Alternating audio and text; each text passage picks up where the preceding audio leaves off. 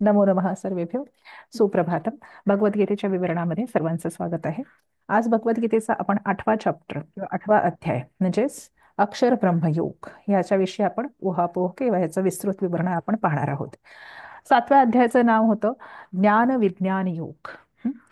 ज्ञान विज्ञान योग मध्ये तो काय सांगतो आहे, त्यांनी स्वतःविषयी श्रीकृष्णाने स्वतःविषयी सांगितलं की तू मला सरेंड हो, कारण मी असा आहे, मी चंद्रसूर्यांची प्रतिभा आहे, मी पाण्यातील मधुर रसामधील मधुरता आहे, मी जेवढं जेवढं इथे म्हणून तुला ग्लोरियस दिसतं आहे ते सगळं मी आहे. या दोन माझ्या प्रकृती आहेत, पराप्रकृती सांगितली, अपराप्रकृती सांगितली, योगमाया सांगितली, मोहमाया सांगितली. आणि त्या मोहमायातून तुला पार करायचं असेल तर माझा हात धरणं आवश्यक आहे, माझ्यामध्ये समर्पित होणं अपेक्षित आहे, किंवा म्हणजे माझी भक्ती करणं तू अपेक्षित आहे, तर तू या मोहमायेतून तरुण जाशील असं तो म्हणतो आहे.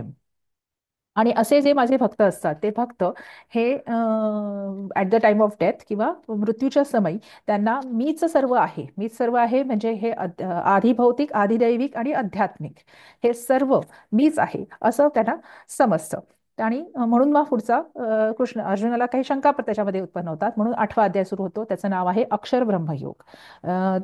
आता जे हे सेकंड सेक्शन जो आहे भगवद्गीतेमधला पहिला साधारणतः 7 ते 12 अध्यायापर्यंत ज्ञान विज्ञान योग 7वा अध्याय, 8वा अक्षर ब्रह्मयोग, 9वा राजविद्या राजगुह्य योग, त्याच्यानंतर विभूती योग, विश्वरूप दर्शन योग, याच्यामध्ये युनिव्हर्सची ब्रह्मांडातली सत्य सांगायचा त्यांनी प्रयत्न केला आहे. आणि कृष्ण किंवा विष्णू म्हणजे काय आणि विश्वनियंता म्हणजे काय ह्याच्यातली सखोल रहस्य याच्यामध्ये खूप डीपली कोडेड सूत्रांमध्ये सांगितलेली आहेत त्यांनी.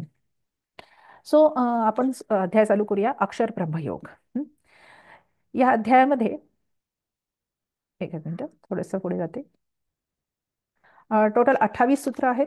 या अध्यायाच्या पहिल्या 1 ते 5 सूत्रांमध्ये अर्जुन काही प्रश्न विचारतो आहे. त्यांनी 7 प्रश्न विचारलेले आहेत रिलेटेड ब्रह्मा, अध्यात्म, कर्म वगैरे वगैरे. त्या प्रश्नांची उत्तरं तुम्हाला पहिल्या 5 सूत्रांमध्ये सापडतील. 6 ते 11 सूत्रांमध्ये कृष्ण या प्रश्नांची उत्तरं म्हणजे 5 सूत्रांमध्ये जी उत्तरं दिली आहेत त्याच्या पुढे जाऊन मग आता तुला काय करणं अपेक्षित आहे, तर तो भक्तियोग तो त्यांनी 6 ते 11 सूत्रांमध्ये सांगितलेला आहे. 12 ते 16व्या सूत्रामध्ये तो कसं ऍक्च्युली म्हणजे प्रॅक्टिकल मॅन्युअल सांगतो की काय तुला एक्झॅक्टली करायचं आहे, how you will establish in ultimate merger, तेच तो सांगतो आहे. आणि 17 ते 19 मध्ये त्यांनी विश्वाचं जे काल म्हणजे आपण ज्याला म्हणतो काल जो आहे, आता जर तुम्ही थोडंसं जर सायंटिफिकली याचा विचार केला तर विष्णू म्हणजे स्पेस आहे आणि काल म्हणजे शिव आहे. तर कालाचं किंवा काळाचं कॅल्क्युलेशन त्यांनी सांगायचा ओझरता इथे उल्लेख भगवद्गीतेमध्ये आलेला आहे. सो त्याविषयी तो बोलतो आहे 17 ते 19 सूत्रांमध्ये. 20 ते 28 मध्ये आपण जे ब्रह्मांड बघतो आहोत ते मॅनिफेस्ट आहे. सोलार गॅलेक्सी आहे, युनिवर्स आहे, मल्टी युनिवर्स आहेत. ही मॅनिफेस्ट झालेली म्हणजे ही प्रकट झालेली आहेत. आणि ह्याच्या पलीकडे जे अनमॅनिफेस्टेड एटर्नल डायमेन्शन्स आहेत, ओके, किंवा अनमॅनिफेस्टेड जे प्रकट स्वरूपामध्ये नाही, त्याविषयी तो 20 ते 28व्या सूत्रांमध्ये सांगतो आहे. ओके, सो आपण हे वन बाय वन आपण आता बघूया. थोडंसं एनलार्ज करते.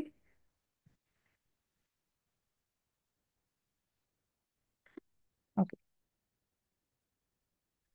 तर पाचच्या 7व्या अध्यायाचा रेफरन्स घ्यायचा झाला तर 30व्या सूत्रामध्ये तो म्हणतो आहे की माझे devotee at the time of death what they do, त्यांना माझं समग्र स्वरूप समजलेलं असतं. साधिभूतादिदैवम माम साधी यज्ञम च ये विदुः प्रयाणकालेपि च माम ते विधिर्युक्त चेतसः. म्हणजे those who know me as the governing principle of आधिभूतास, आधिदैवास आणि आधियज्ञास, म्हणजे अधिभौतिक, अधिदैविक आणि आधियज्ञिक या सर्व पातळ्यांवर मीच गव्हर्निंग प्रिन्सिपल म्हणजे या सर्वांचा स्वामी नियंता मीच आहे असं त्यांना at the time of death किंवा प्रयाण म्हणजे मृत्यू देहांतर समयी त्यांना समजतं. आणि म्हणून ते मला शरण येतात. आता हे 3 मोठे मोठे शब्द वापरल्यानंतर अर्जुनाला काही प्रश्न पडतात. ते त्यांनी तिथून 8वा अध्याय सुरू होतो. अर्जुनास क्वेरी. अर्जुन उवाच किम तत् ब्रह्म किमध्यात्मं किम कर्म पुरुषोत्तम अधिभूतं च किम प्रोक्तं मधिदैवं किमुच्यते अधियज्ञः कथं कोत्र देहेस्मिन् मधुसूदन प्रयाणकाले च कथं नेयोसी नियतात्मभिः. असे 7 प्रश्न त्यांनी इथे विचारले आहेत. कुठले कुठले 7 प्रश्न आहेत ते?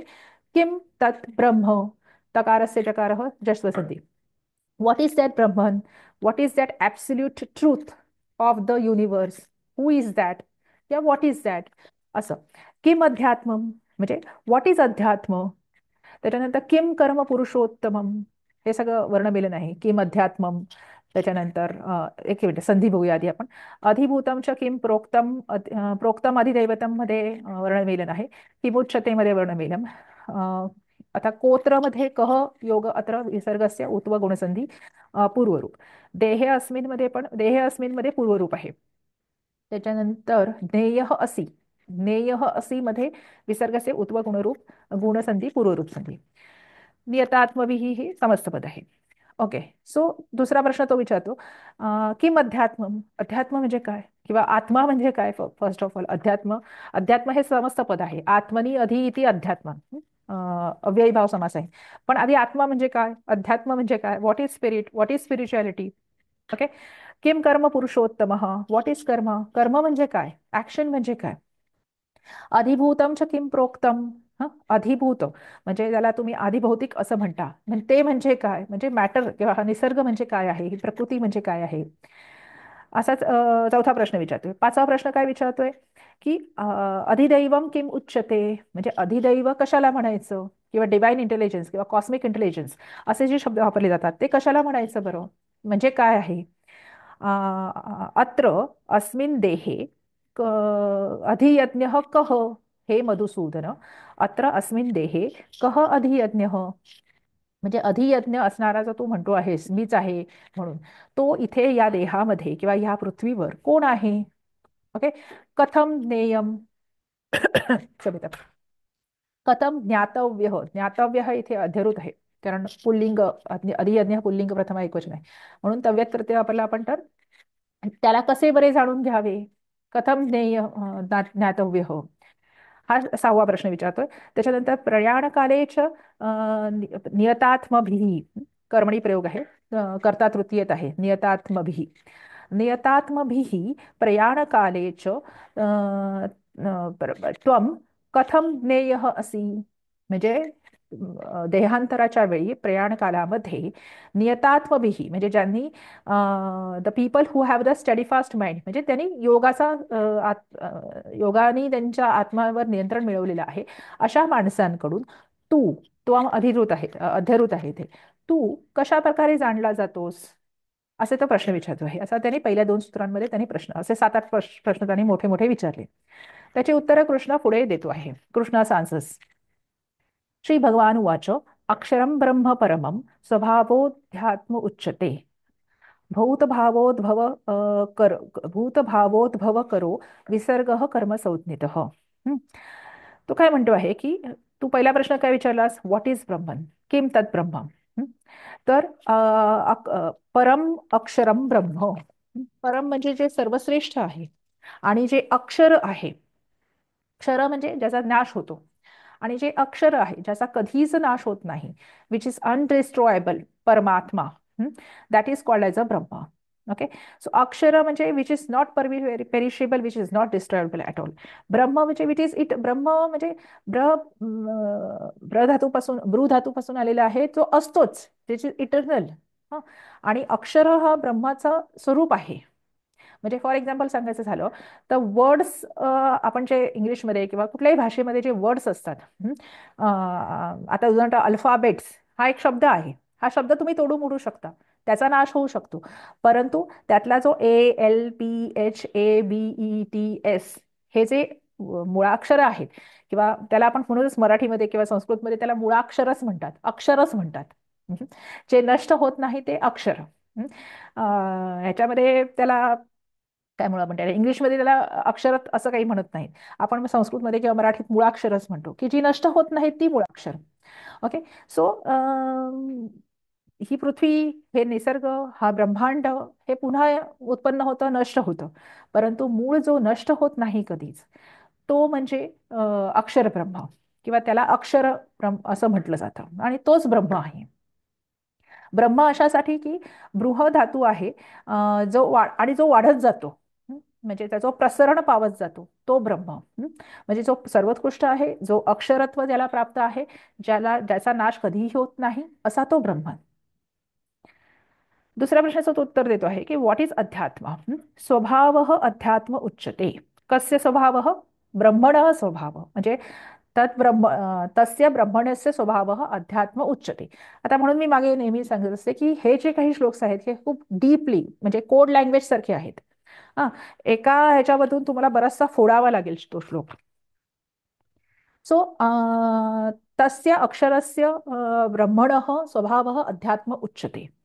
म्हणजे त्या स्वभाव म्हणजे काय, स्वतःहून ज्याचं प्रकटीकरण होतं, भूभव धातू आहे भूभवती, स्वतःहून ज्याचं प्रकटीकरण होतं, तो स्वभाव. स्वभाव म्हणजे आपण ज्याला हा रागीट आहे, हा आनंदी आहे किंवा हा मत्सरी आहे असा जो मराठी स्वभाव हा शब्द वापरतो तसा त्याचा अर्थ नाही.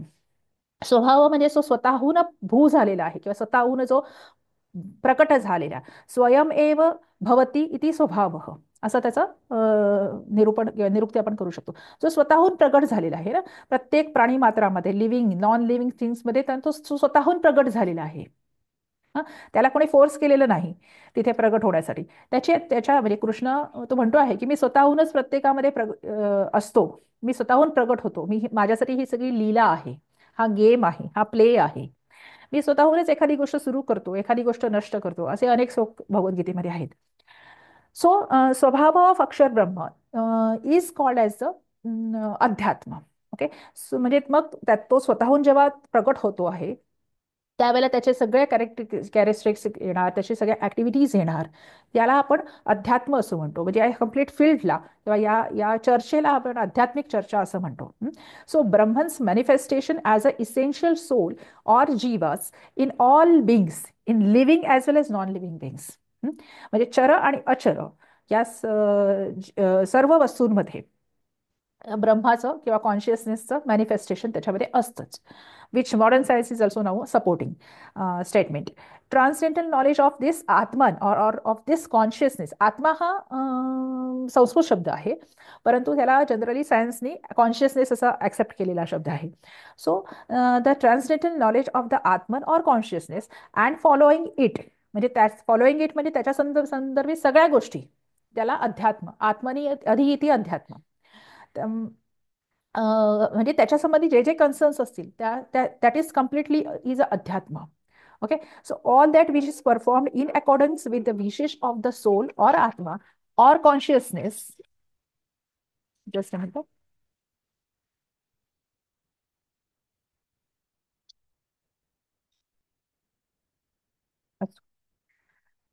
इज कॉल्ड ॲज अ अध्यात्म.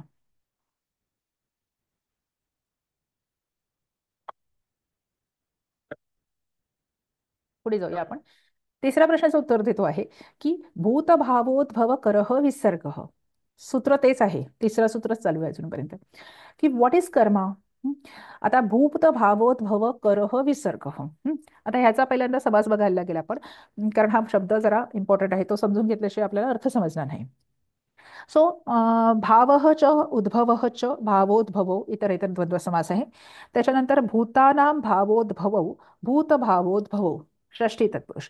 म्हणजे भाव होणे आणि उद्भव, म्हणजे पहिली गोष्ट म्हणजे तो असणे आणि त्याचा उद्भव होणे, उद्योग भाव म्हणजे तो प्रकट होणे. म्हणजे तो असतो आणि तो प्रकट होतो. ह्या दोन्ही गोष्टी भावोद्भव. आणि भूतांचा किंवा भूतांमध्ये हा भावोद्भव जो होत असतो तो भूत भावोद्भव, षष्ठी तत्पुरुष. आणि करोती इति करोह म्हणजे दुसरा एक कर्तरी अच्प्रत्यय तद्धितांत आहे त्याच्यामध्ये. आणि भूतभावोद्भव योहो करह षष्ठी तत्पुरुष. म्हणजे भूतांच्या भूतांमध्ये जो म्हणजे परमात्माचा उद्भव होत असतो किंवा मॅनिफेस्टेशन त्याच्यामध्ये होत असतं, त्याला जो करणारा आहे किंवा त्याचा जो कारक आहे किंवा त्याचं जे कारण आहे, okay, that is called as अ विसर्ग और दॅट इज त्याचं जे मूळ कारण आहे त्याला कर्म असं म्हणतात. भूतभावोद्भव करह विसर्ग कर्म संज्ञित. म्हणजे काय आहे की परमात्म्याचं ह्या प्रत्येक लिव्हिंग नॉन लिव्हिंग सिन्समध्ये जे मॅनिफेस्टेशन होत असतं किंवा त्याचा जो उद्भव तिथे होत असतो त्यासाठी काय कारणीभूत असेल. म्हणजे हे एक दुसऱ्या उदाहरणावरून स्पष्ट करता येईल की 10 लोकांचा एक ग्रुप आहे. आता सुधारणा आपण 10 लोक पिकनिकला गेलो, आपला एक ग्रुप होता. काही कारणाने त्यातल्या एखाद्या व्यक्ती ही दुसरीकडे जाते, म्हणजे त्या ग्रुपपासून लांब जाते, काहीतरी तर कारण असेल ना.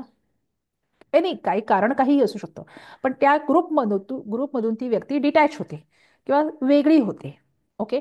सो परमात्मा जो कॉन्शियसनेस आहे, जो अखंड ब्रह्म आहे, अक्षर ब्रह्म आहे, त्यातून आपण या देहामध्ये अवतरित झालो आहोत. काहीतरी तर कारण असेलच ना, काहीही कारण असतील, तर त्या कारणांना कर्म असं म्हणतात.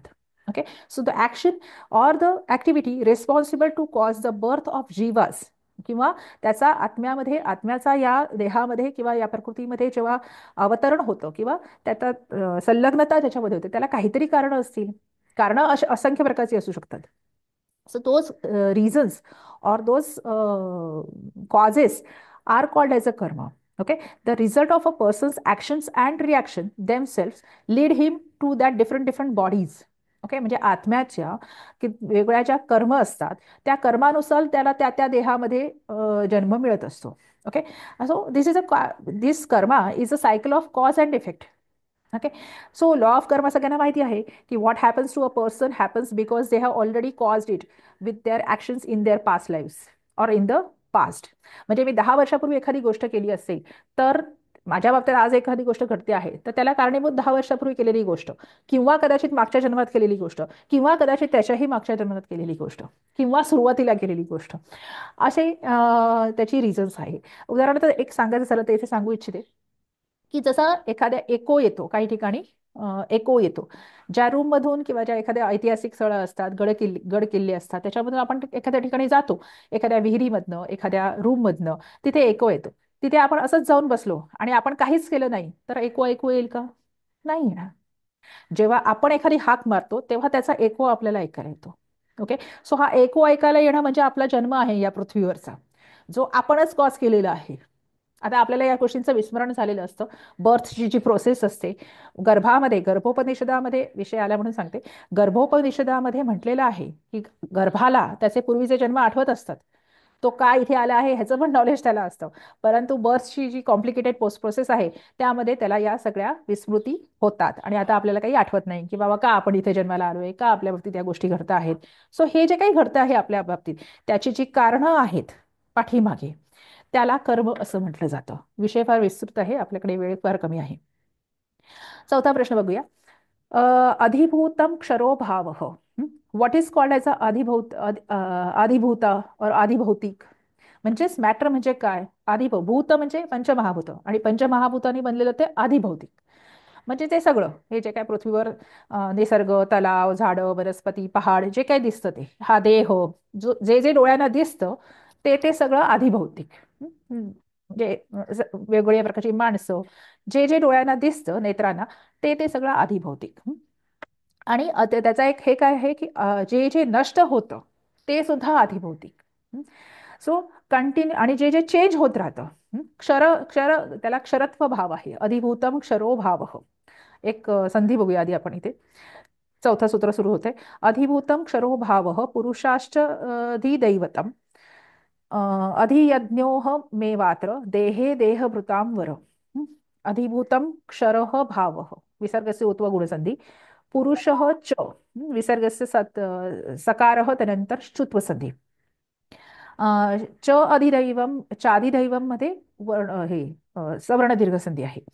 अधियज्ञ इह, म्हणजे विसर्गस्य उत्व गुणसंधी नंतरम पूर्वरूप. इहम एव मध्ये वर्णबेलन आहे. एव अत्र मध्ये सवर्ण दीर्घ आहे.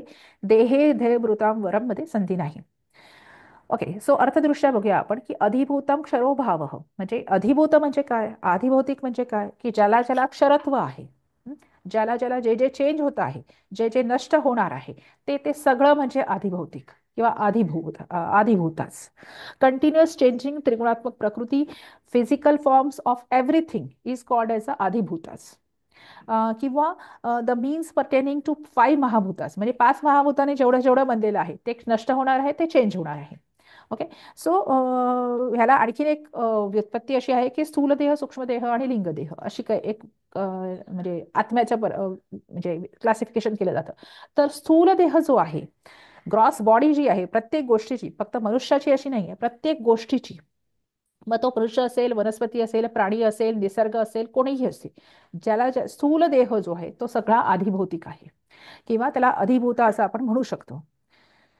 पुढे 5व्या प्रश्नाचं उत्तर देतोय. पुरुष च अधिदैवतम. What is the term as a Adhidevas, divine or cosmic intelligence?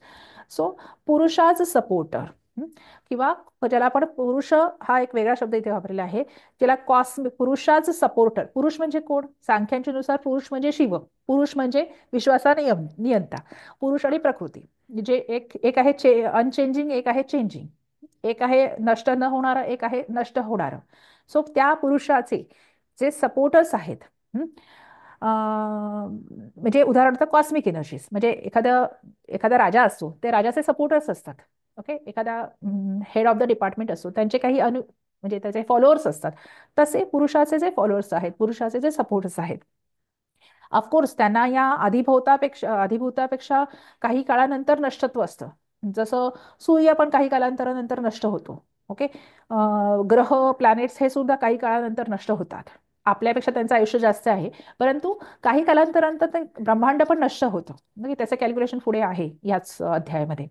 So all this cosmic energies, all these planets or all these entities like sun, moon, अग्नी, रुद्र, वायू, ह्याचे जे ऋग्वेदामध्ये वर्णन आहे, these are the divine intelligence or these are the cosmic intelligence that is called as a adhidaiva.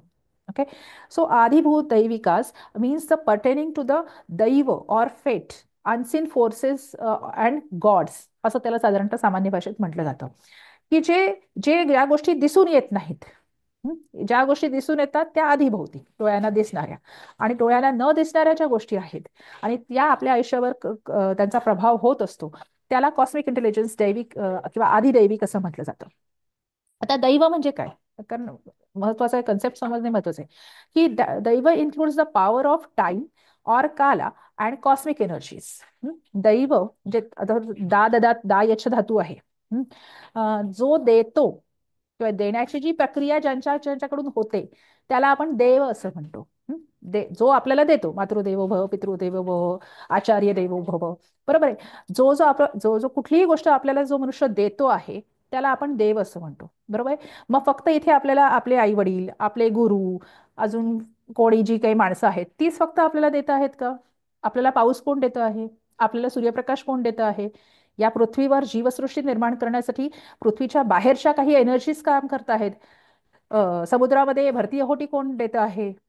Okay, so थोडंसं जर आपलं बुद्धीचं क्षेत्र किंवा विचारांची हे वाढवली तर अशा अनेक या पृथ्वीच्या आजूबाजूला एनर्जीज आहेत ज्या पृथ्वीवर जीवसृष्टी निर्माण करण्यासाठी आणि सस्टेन करण्यासाठी कारणीभूत आहेत.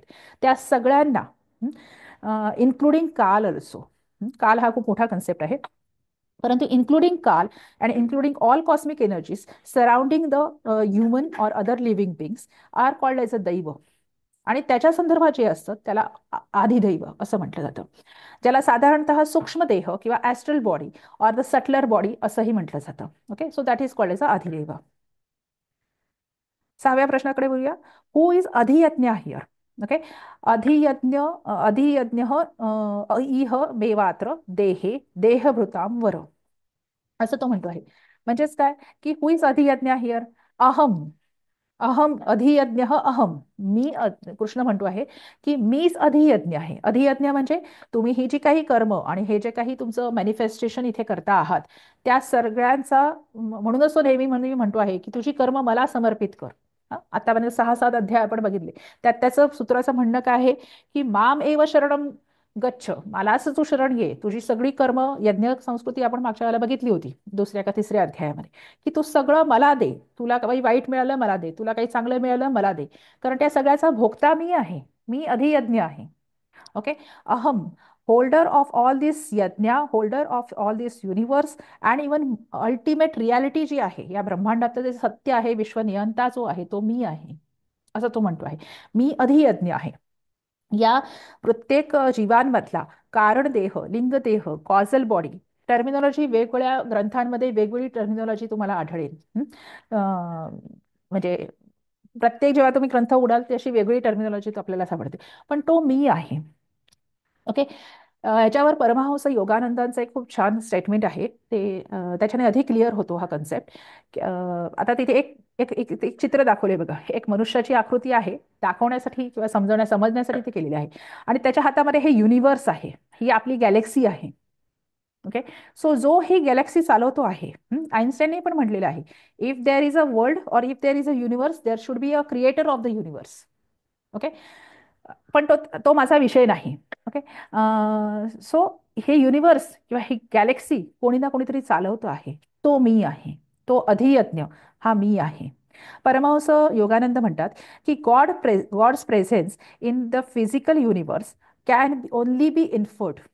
आता ह्या माणसाला म्हणजे या अधियज्ञाला कसं बरं जाणावं, कारण स्थूल देहाप्रमाणे तो दिसत नाही, सूक्ष्म देहाप्रमाणे किंवा अधिभौताप्रमाणे तो दिसत नाही, अधिदैवाप्रमाणे त्याला आपण थोडंसं म्हणजे त्याचे प्रभाव दिसत नाहीत. तर त्याला फक्त इन्फर्ड करता येतं. त्याला उपदेश प्रमाणानेच मान्य करता येतं. भगवद्गीतेमध्ये सांगितलं आहे, असंख्य ग्रंथांमध्ये सांगितलेलं आहे की मी हे सगळं विश्व चालवतो आहे. त्यामुळे तुम्हाला उपदेश प्रमाण किंवा शब्द प्रमाणावर विश्वास ठेवावा लागेल. It has to be inferred. Inferred म्हणजे काही तत्ववेत्यांनी, काही मंत्रद्रष्ट्यांनी, लोकांनी म्हणजे ज्यांची एलिजिबिलिटी आहे, तेवढी साधना आहे, त्यांना ते समजलेलं आहे. आणि ते माझेच पूर्वज होते. त्यामुळे त्यांना समजलेलं आहे, त्यांनी आपल्याला उपदेश केला आहे आणि त्या उपदेशावर माझेच पूर्वज होते, माझ्याच भल्यासाठी सांगता आहेत, म्हणून मी विश्वास ठेवतो आहे. उपदेश प्रमाण, शब्द प्रमाण. It can be inferred. हे आपण बघू शकत नाही, हे आपल्याला जाणू शकत नाही. जाणू शकतो जर आपण आपली साधनेची लेवल तेवढी प्रगत केली आणि आपण त्या दृष्टीने जर प्रयत्न केले, तर त्या एका क्षणाला आपल्याला पण हे जाणवू शकतं. परंतु आत्ता मला जाणवत नाही. So it has to be inferred only. आणि as adhidaiva god presence can be felt sometimes. म्हणजे अतिशय प्रयत्नांनी अत्युच्च साधनेच्या क्षणाला गॉड, परमेश्वराचा जो किंवा या अधियज्ञाचा जो प्रेझेन्स आहे प्रत्येक गोष्टीमध्ये, तो आपल्याला जाणवतो. बऱ्याच लोकांना हे अनुभव येतात किंवा काही म्हणजे येतात, नाही अशातला भाग नाही. अत्युच्च मेडिटेशनच्या अवस्थेमध्ये किंवा अतिशय संकटाच्या काळामध्ये सुद्धा देव धावून येतो, याचे पण अनुभव लोकांना आहेत किंवा त्यांना ते जाणू शकतात. Okay. As adhiyajna and his presence in the causal world is known intuitively. आणि एक इंट्युशन नावाचे एक स्किल्स असतात किंवा ज्याला आपण साधारणतः सामान्य भाषेत सिक्स सेन्स म्हणतो, पण हे सिक्स सेन्सच्या थोडंसं पुढे आहे, ज्याला इंट्युशन ॲबिलिटी ती डेव्हलप करावी लागते काही प्रयत्नांनी. तर ते ज्याला आपण अंतर्ज्ञान असं साधारणतः सामान्य भाषेत म्हणतो. सो त्या इंटिट्यू ॲबिलिटीजवरून तुम्ही या अधियज्ञाला समजू शकता. Because it is a extremely hidden and extremely important truth, all the secret of the universe, it is not revealed to everyone. Okay. एक मिनिट. म्हणजे जेवढं म्हणजे सुद्धा उदाहरणार्थ IB इंटेलिजन्स ब्युरो आहे, रॉ आहे आपल्याकडे. आता ती रॉ मधली किंवा इंटेलिजन्स IB वगैरे आहेत आपल्याकडे, त्याची जी सिक्रेट असते ती अशी सर्वसामान्य भारतीय नागरिकाला सांगितली जातात का? हो, नाही सांगितली जात. कारण these are extremely important confidential things. तसंच रहस्य निसर्गाचं किंवा ब्रह्मांडाचं जे कॉन्फिडेन्शियल नॉलेज आहे ते प्रत्येकाला रिव्हील करू शकत नाही. सो ते काही ह्याच्यामध्येच जाणता येऊ शकतं किंवा काही अवस्थेमध्येच ते जाणून घेऊ शकतो आपण. ओके. सो या 6 प्रश्नांची उत्तरं इथे तरी दिलेली आहेत. शेवटचा प्रश्न आहे की who are you to be realise at the time of death by those who are steadfast mind. म्हणजे नियतज्ञ लोकांकडून तू प्रयाण कालामध्ये कसा जाणला जाऊ शकतोस, असा शेवटचा प्रश्न होता. तर तो काय म्हणतो आहे की अंतकालेच मामेव, एकच मिनिट, जस्ट अ मिनिट. हां. अंतकालेच मामेव स्मरण मुक्त्वा कलेवरम यह प्रयाती समद्भावम नयाती नास्त्यत्र संशयः. अंतकालेच माम एव, वर्णबेलन आहे, स्मरण मुक्त्वा वर्णबेलन, यह प्रयाती समद्भावम, मद्भावम, तकारस्य दकारः जष्टु, याती न अस्ति, सवर्ण दीर्घ, अस्ति अत्र मध्ये यणसंधी, नास्ति अत्र नास्ति अत्र संशयः. तो काय म्हणतो आहे की यह अंतकाले माम एव स्मरण मुक्त्वा, क्षम्यता, मामेव स्मरण किंवा अथवा मामेव स्मरण मुक्त्वा कलेवरम प्रयाति सह मद्भावम याति. एतस्मिन् वाक्ये अत्र संशयः न अस्ति, असं त्याला म्हणायचं आहे.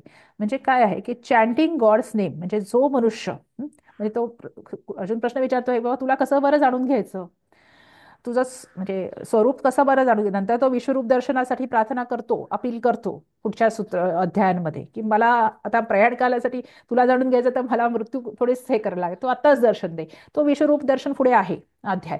पण सामान्यतः तुला लोक कशी बरी जाणून घेतात म्हणजे देहांतराच्या वेळी, तर तो काय म्हणतो की जो मनुष्य, हा फार महत्वाचा श्लोक आहे कारण आयसीयूज मध्ये आम्ही कामं केलेली आहेत, माणसाची आसक्ती सुटत नाही शेवटपर्यंत. आणि आम्ही हे कंटिन्युअसली त्यांना सांगत असतो की आता हे सगळं, कारण पुढचा जन्म, पुढची गती ही त्याच्यावर अवलंबून असते, त्या लास्ट स्टेजवर किंवा त्या मृत्यूच्या आधीचे जे 4-5 तास असतात. सगळ्या, ऑलमोस्ट सगळ्या, आता अपार्ट फ्रॉम ऍक्सिडेंट्स, सगळ्या जीवांना समजतं की आता काही काळाने माझा मृत्यू होणार आहे म्हणून. पहिले 5-6 तास त्यांना आम्ही कितीतरी काउन्सिलिंग करून सांगतो, पण त्यांना तरी सुद्धा ते बुद्धी होत नाही, because of their karmas also. पण काही लोक ऍक्सेप्ट करतात, काही लोक मान्य करतात. काही लोक, जशी आपण एखाद्या, जर मला फॉरेनला जायचं असेल तर आपण तयारी करतो, राईट, 8 दिवस 15 दिवस. तसं काही लोक देहांतर करायचं असेल तर आधी तयारी पण ते करतात. अशी पण काही महात्मे असतात की आता मला हा देह सोडून जायचा आहे, त्याच्यासाठी मला मी पुढच्या एका स्टेजमध्ये जाणार आहे, त्यासाठी मी 8-15 दिवस आधी तयारी करतो आहे.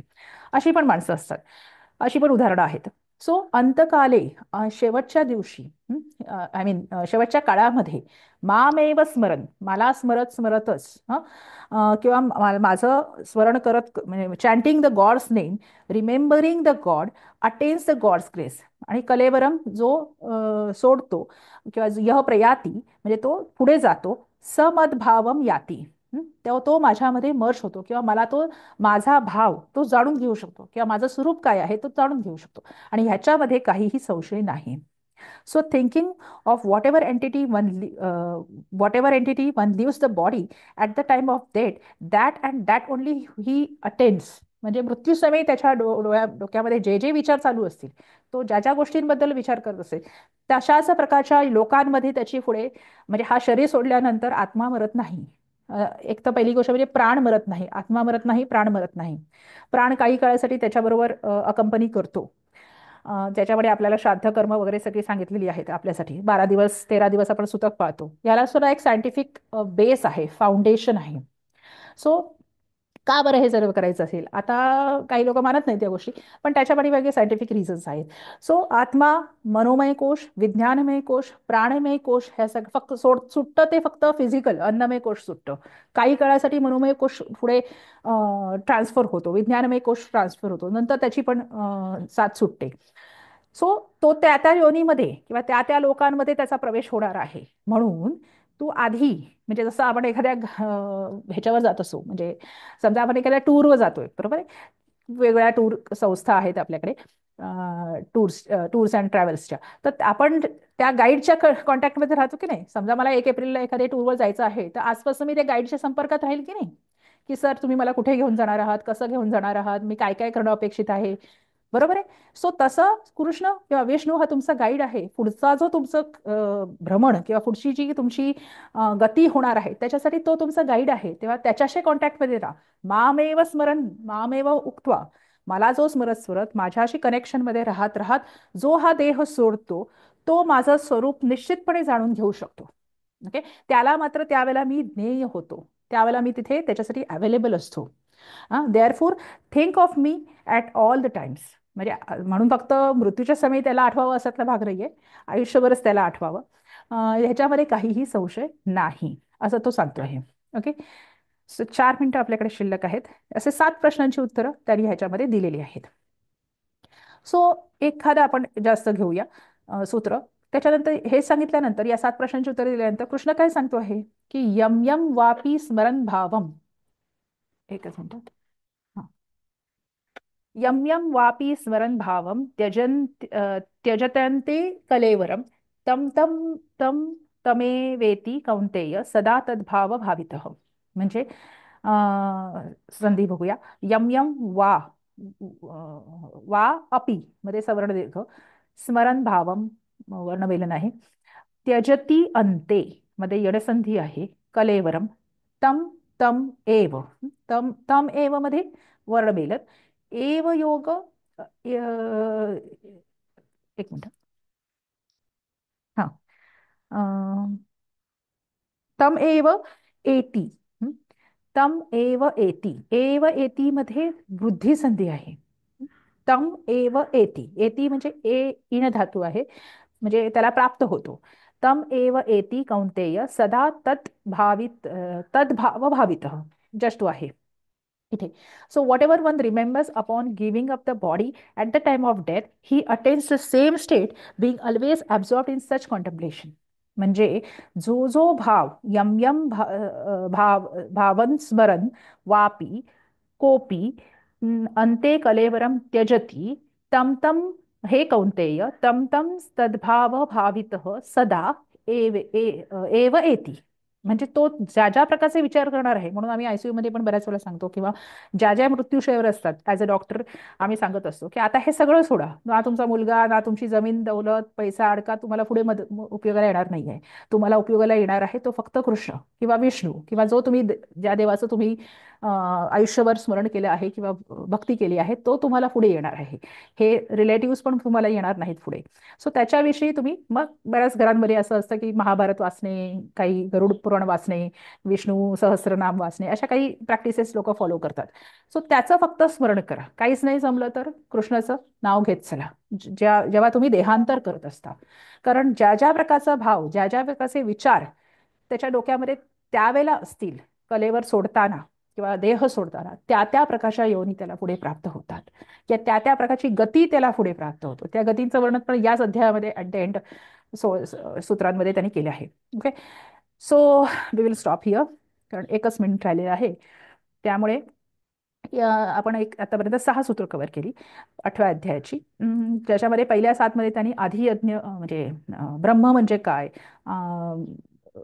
काय म्हणू आपण त्याला, अधिदैव म्हणजे काय, अधियज्ञ म्हणजे काय, त्याच्यानंतर कर्म म्हणजे काय, या प्रश्नांची उत्तर द्यायचं. अर्जुनाने प्रश्न विचारले, कृष्णाने त्याचं उत्तर आहे. आणि शेवटी त्या अधियज्ञाला किंवा कृष्णाला कसं जाणून घ्यायचं तेही त्यांनी सांगितलं. म्हणून शेवटी माझं नामस्मरण करत करतच तू हा देहांतर कर, किंवा हा देह सोड, असं कृष्ण ॲडवाईस करतो आहे. ओके. सो तुम्हाला जर हा उपक्रम आवडत असेल आणि या ह्याच्यावर तुम्हाला काहीही कमेंट, म्हणजे तुमचे विचार नक्कीच कमेंट बॉक्समध्ये टाकत जा. त्याच्यामुळे आम्हाला तुम्हाला किती समजतं आहे, किंवा काही त्याच्यावर विश्लेषण करायची आवश्यकता आहे का, कमेंट्स टाकणं फार आवश्यक आहे. यूट्यूबची प्रणाली अशी आहे की जितक्या जास्त लाईक्स आणि कमेंट्स येतात तेवढा तो व्हिडिओ जास्त सर्व लोकांपर्यंत पोहोचू शकतो. सो जेव्हा जेव्हा तुम्ही व्हिडिओ ऐकाल त्या त्यावेळेला लाईक करत जा आणि कमेंट नक्कीच टाकत जा. कुठल्याही प्रकारची कमेंट जे तुम्हाला वाटतं की आमच्याशी शेअर करावं ते तुम्ही नक्की शेअर करत जा. So thank you very much. ह्याच्या पुढची सूत्र आपण पुढच्या सेशन्समध्ये बघू. हां, प्रेझेंटेशन स्टॉप करते आणि रेकॉर्डिंग पण स्टॉप करते. धन्यवाद. शुभम भवतु.